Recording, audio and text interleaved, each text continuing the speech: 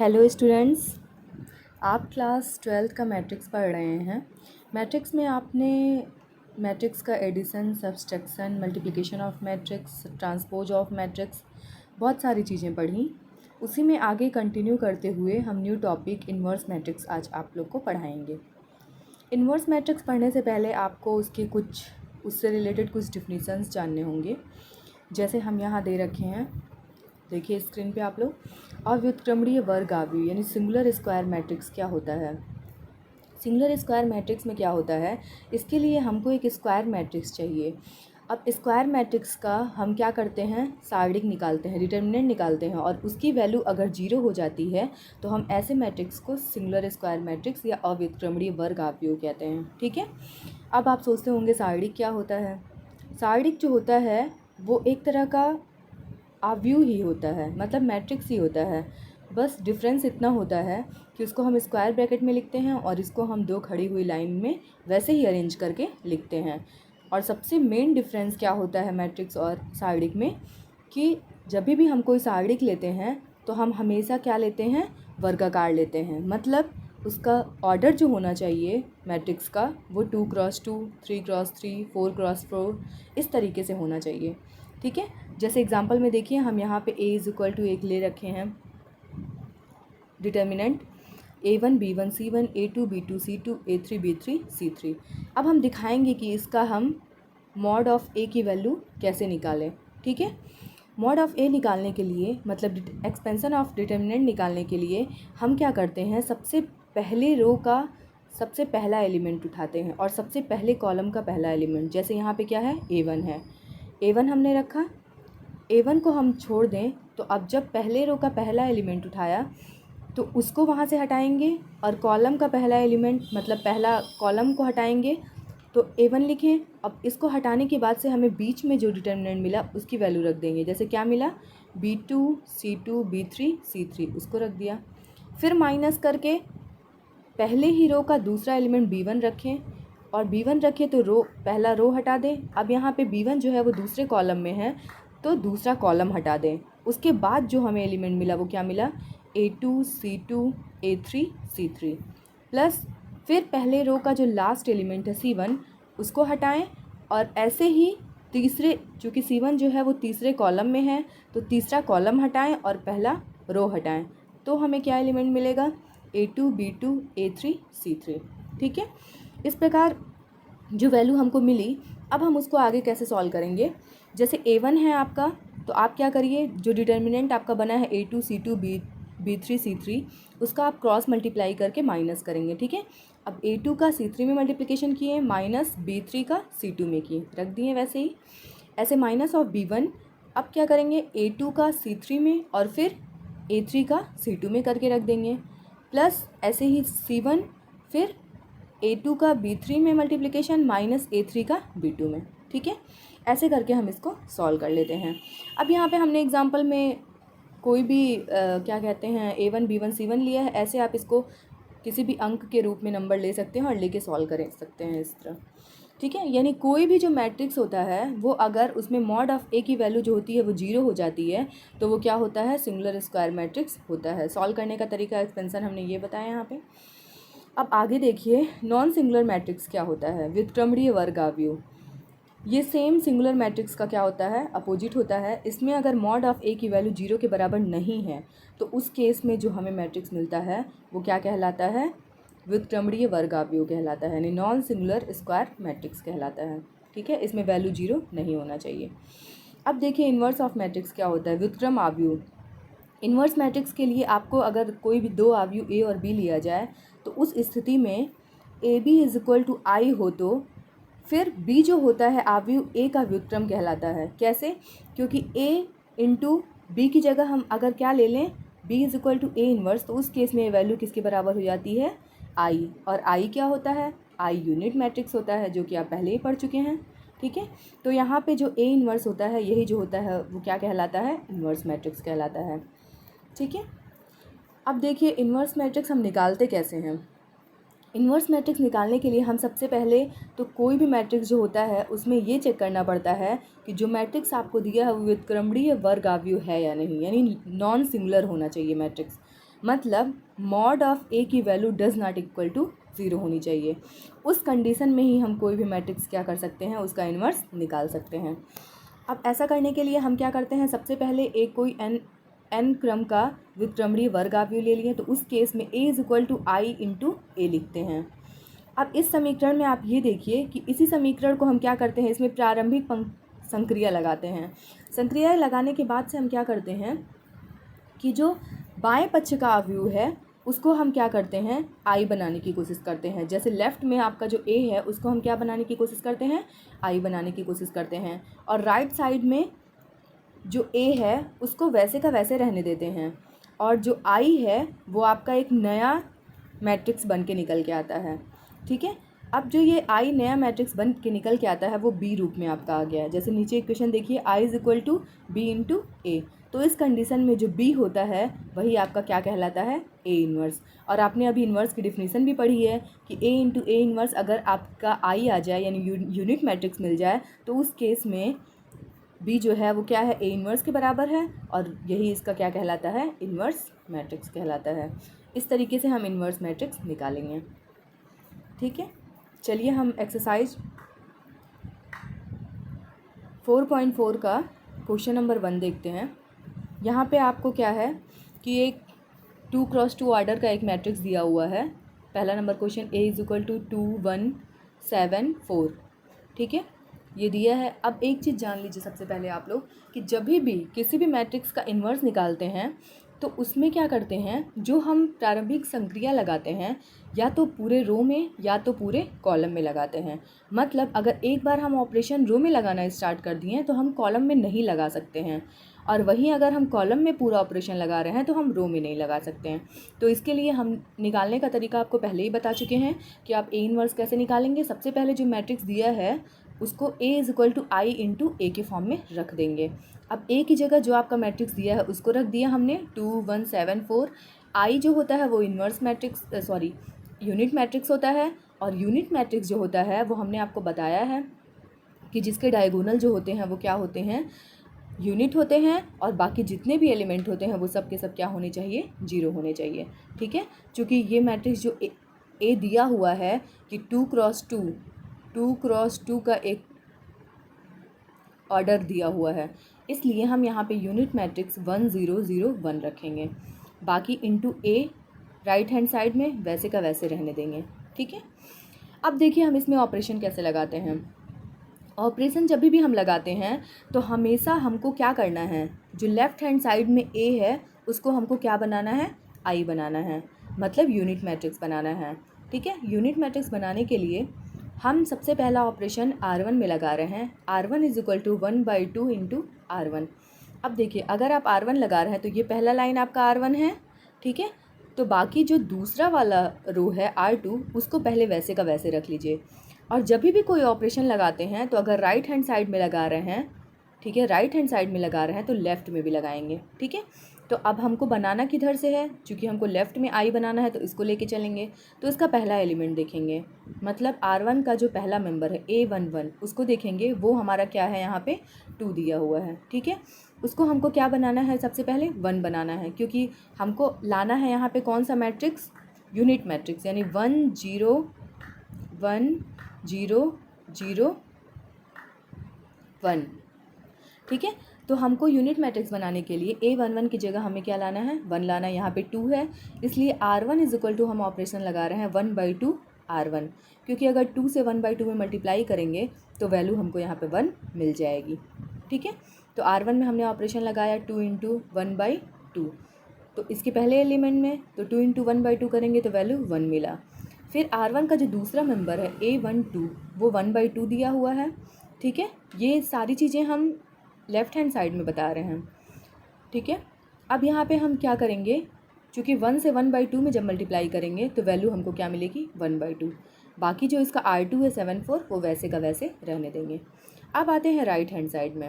Right hand side में क्या है कि आपका पहला मेंबर 1 दिया हुआ है R1 का, A11 की वैल्यू यहाँ 1 है, तो 1 में जब 1/2 से मल्टीप्लाई करेंगे तो 1/2 मिला। बाकी जब 0 में करेंगे तो 1/2 इंटू 0 यानी वैल्यू 0 मिलेगी।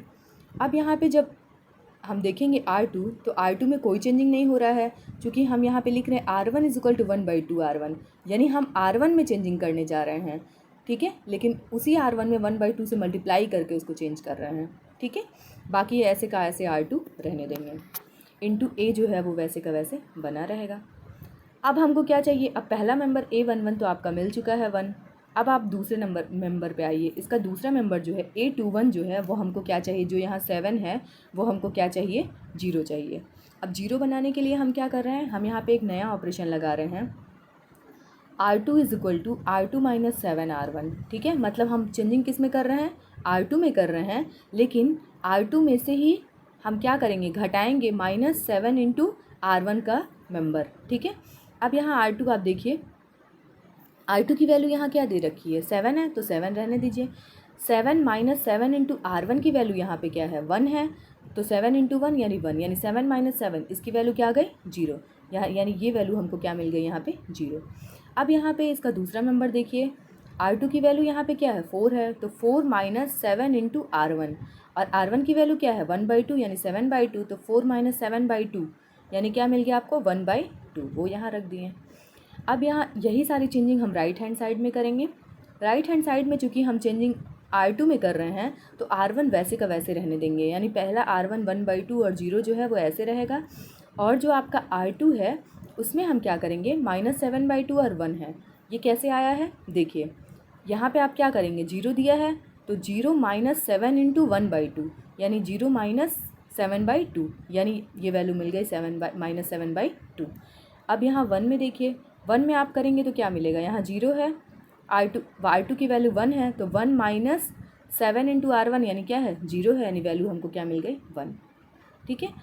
अब यहाँ पे A11 चेंज हो चुका, A21 चेंज हो चुका 0, लेकिन अब क्या करेंगे, अब हम किसको देखिए, सॉल्व करने का जो तरीका होता है वो हमेशा मैट्रिक्स, अगर आपका स्क्वायर मैट्रिक्स है 2x2 का, तो वो हमेशा ऐसे करके उसको हमेशा बनाइए, 0 1 0 जो भी कुछ वैल्यू है वो हमेशा पहले तरफ से कॉलम को उठाइए और उसको फिर क्या करिए, नीचे से बनाते चलिए। जैसे हमने पहले 1 को बनाया, A11 को बनाया, फिर A21 को बनाया, अब हम A22 को बनाएंगे, ठीक है। तो A22 की जगह पे क्या है, 1/2 है, ठीक है, और हमें 1 बनाना है, यानी अगर हम इसमें 2 से मल्टीप्लाई कर दें R2 में तो हमको ये आराम से मिल जाएगा। तो अगला ऑपरेशन क्या है, R2 में चेंजिंग हो रहा है 2 इंटू R2, ठीक है।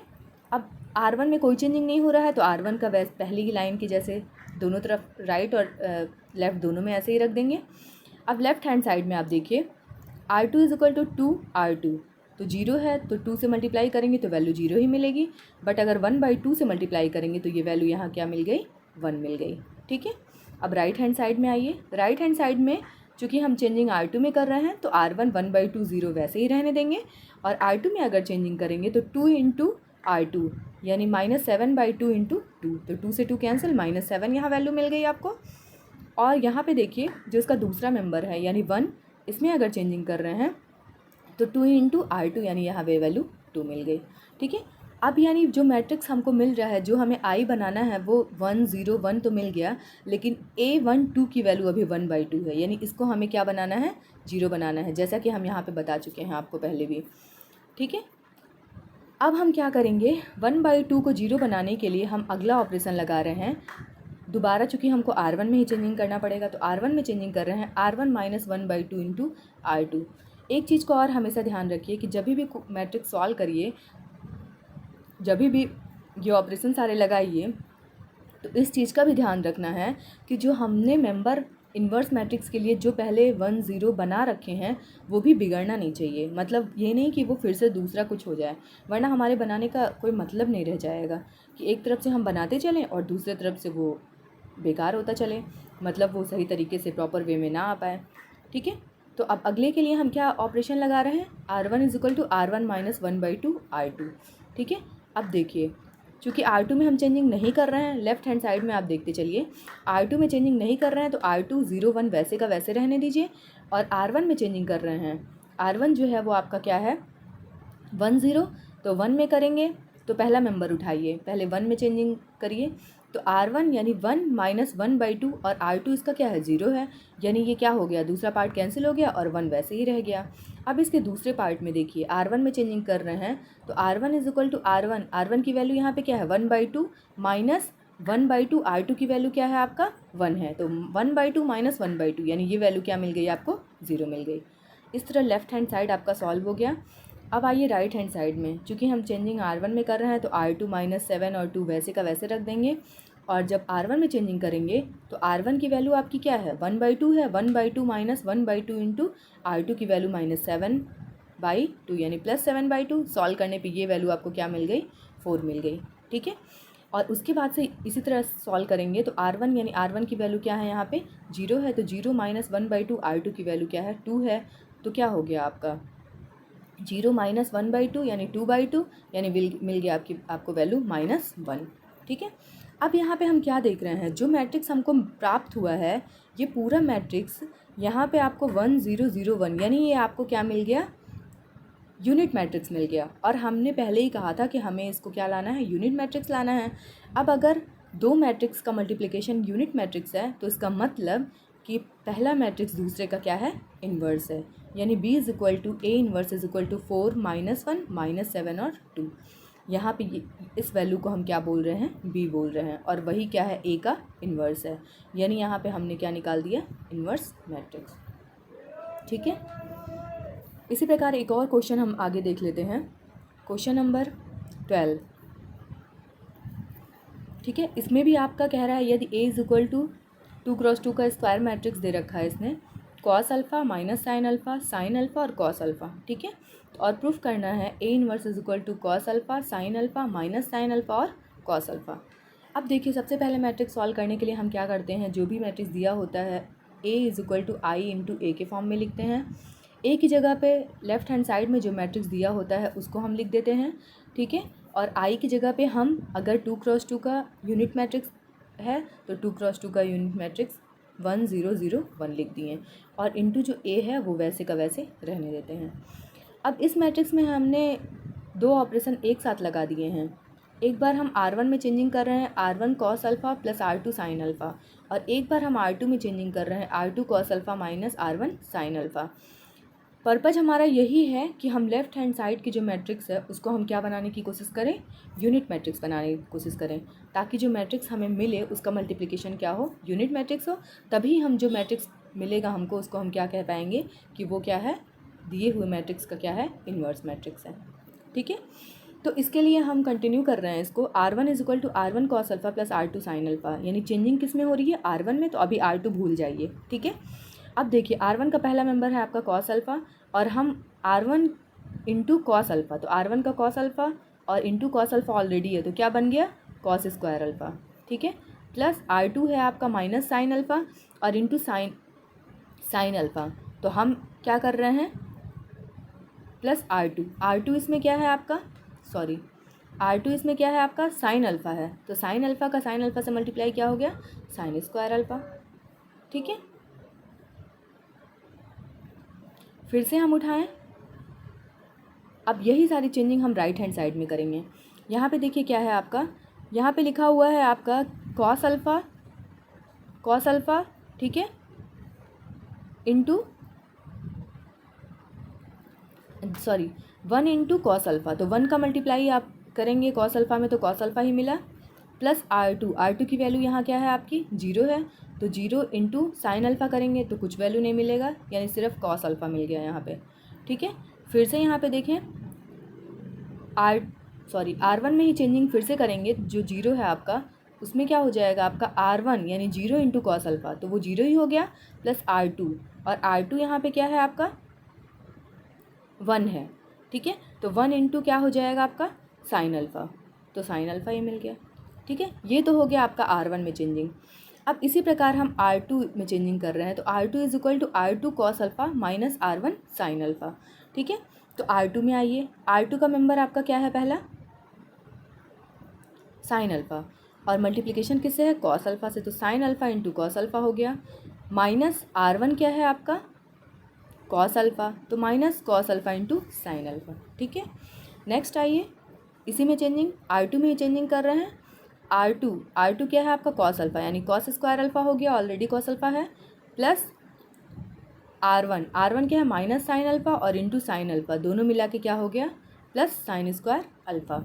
इसी प्रकार राइट हैंड साइड में आते हैं, इसमें क्या है R2 में आपका क्या है 0 है, तो 0 इंटू कॉस अल्फ़ा यानी 0 ही हो गया, माइनस R1 क्या है 1 है, तो 1 इंटू साइन अल्फ़ा यानी माइनस साइन अल्फ़ा बच गया।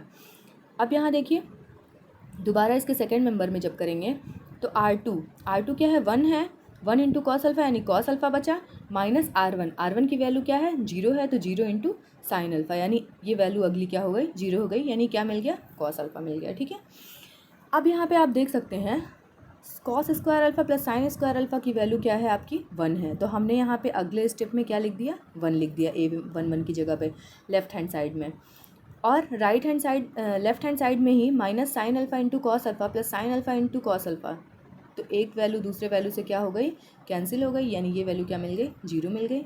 फिर से यहाँ देखिए ये भी sign alpha minus sine alpha into cos alpha minus sine alpha into cos alpha, यानी ये भी वैल्यू ये इससे क्या हो गई 0 हो गई, और यहाँ पे sine square alpha plus cos square alpha ये वैल्यू क्या हो गई 1 हो गई।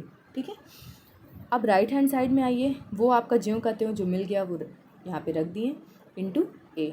यहाँ पे हमको क्या मिला कि एक मैट्रिक्स है उसका ए के साथ मल्टीप्लिकेशन जो है वो क्या मिल गया एक यूनिट मैट्रिक्स मिल गया, इसका मतलब जो मैट्रिक्स मिला वो ए का क्या हो गया इन्वर्स मैट्रिक्स हो गया। तो लास्ट में मिल गया आई इज़ इक्वल टू, जो मैट्रिक्स मिला आपको वो आई यूनिट मैट्रिक्स मिल गया, यानी I is equal to B ए। अब बी यहाँ पे जो हो गया वो आपका दिए हुए मैट्रिक्स का इन्वर्स मैट्रिक्स, और यही आपको प्रूफ करना था।